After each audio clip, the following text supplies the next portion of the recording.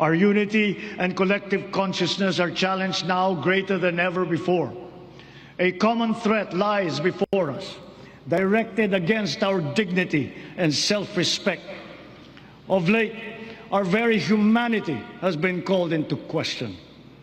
Let me remind our friends and our detractors, Filipinos are a noble, kind, gracious, and great race. We are not greedy, we are not racists, we are not liars.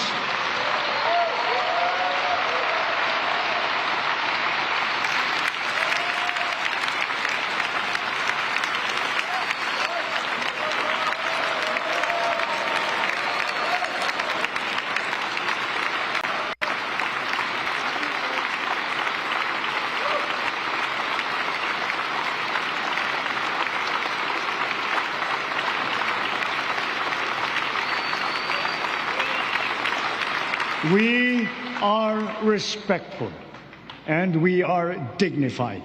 We are Filipinos and we do not yield.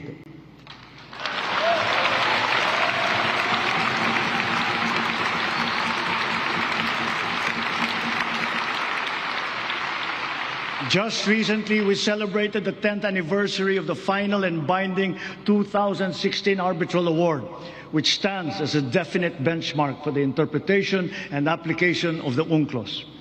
This is not a claim that we advance alone, nor is it one that we will abandon. Your government will do all that is necessary to continue upholding this award, utilizing every peaceful and legal means available to the Republic against any attempt, foreign or domestic, to undermine this achievement. We give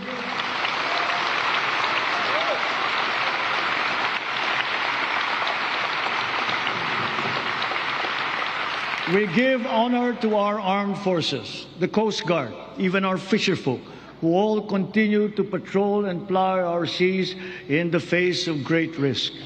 To them, we owe collective gratitude and appreciation, for it is they who give life to the letter and spirit of the Arbitral Award.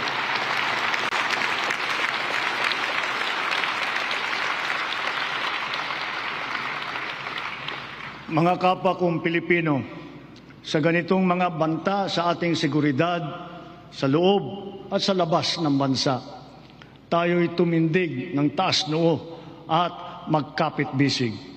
Dahil tayo man ay magkakaiba sa maraming bagay, iisa lang tayong lahi. Tayong lahat ay Pilipino, Pilipino sa diwa, Pilipino sa dugo.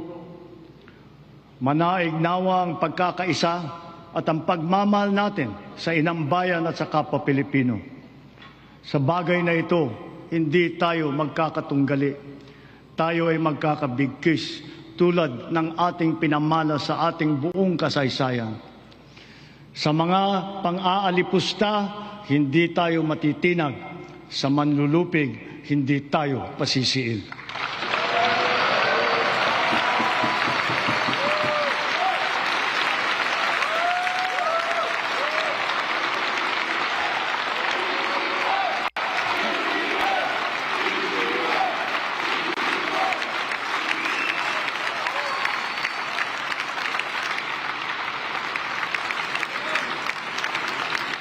Sa nalalabing 2 taon ng administrasyon, tatapusin natin ang mga nasimulan at tutuparin ang ating pangako sa sambayanan.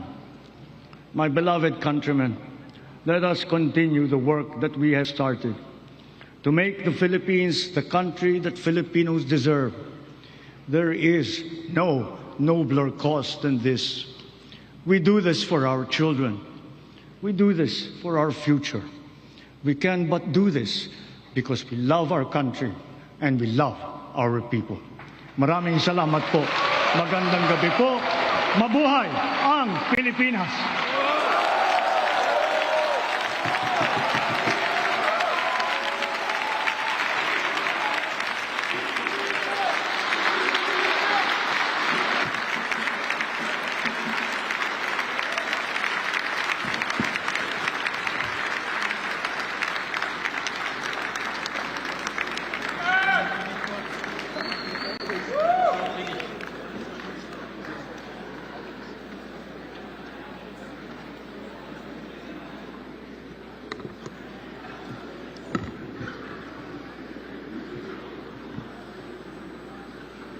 On the part of the Senate, the joint session is adjourned.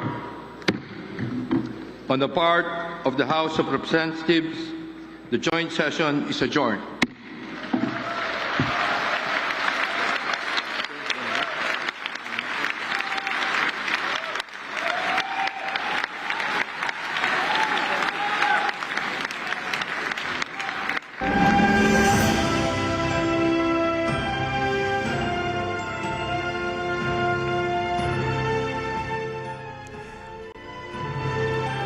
Umabot sa 1.5 oras Sakto. ang panlimang State of the Nation address ni Pangulong Marcos Jr. At masasabi natin siguro, Alvin, sa tagal natin na nakakarinig na ng SONA ng Pangulo, ito na marahil ang pinakamalakas, Sa akin, pinakamaganda. pinakamaganda, Na powerful. narinig. Yeah. Sa unang 5 minuto ng kanyang SONA ay kumbaga, yung hinihintay ng napakarami nilabas. ay inaddress na niya. Binanggit na niya kaagad-agad. Yun nga itatanong ko sa iyo. Oo. Kasi magaling pong pagkakasulat. Ano ang Magandang paborito paglatag. mong parte ng SONA? Ako, yung una pa lang, yung opening pa lang, na kumbaga sinet na niya ang tone, na wala nang paligoy-ligoy pa. Anong Ang quotable quote? ombudsman, May hindi ako quotable ang quote. pangulo ng Yan. aking pamilya, hindi ako ang pangulo ng aking kaibigan. Ako ay pangulo ng Pilipinas. Kumbaga tinalo niya yung mahiya naman kayo quote niya nung nakaraang taon. Yun ang pinalakpakan. Ang isa pang pinalakpakan, alam mo Oo. kung ano? Yung mahaba? Pagtatanggal ng systems loss. Oo. At talagang napakatagal nun kasi sa totoo, Tagal ng palakpak. Systems loss. tama ka sa sinabi mo, organized. Organized ito. Yung thought.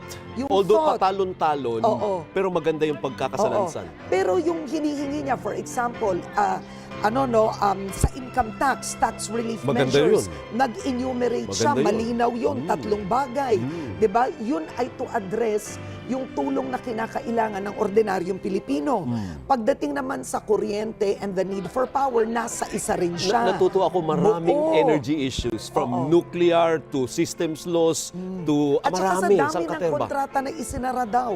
Ah, I think petroleum 14 contracts. ang isinara. Sinabi niya ang pinakamarami sa isang administrasyon. Salim Barm. Oo, kasali pa yung BARM. Pero sa huli nga niya inilagay yung West Philippine Sea. Kasi sa mga nakaraang speeches at SONA ng ibang mga pangulo, nasa unahan yun. Ito yung lahi natin, pagkatao ng Pilipino, yun ang na-address Maganda niya yung doon sa dulo. West Philippine Sea. Oo, ganda ng gulo, Diba? may power. Oo. Kaya congratulations, Mr. President. Maganda po ang pagkakasalansan ng SONA po ninyo. Siyempre, may mga susunod pang programa na hihimay. Mga kapamilya, patuloy niyo pong subaybayan ang pinakauling update sa SONA at iba pang nagbabagang balita sa ANC, sa T-Patrol Express na magsisimula sa ilang sandali at sa TV Patrol mamayang alas 6:30 ng gabi. Ako po si Alvin L. Chico. At ako naman si Karen Davila sa ngalan ng buong puwersa ng ABS-CBN News in the service of the Filipino. Maraming salamat sa inyong pagtutok sa aming special coverage ng State of the Nation Address 2026.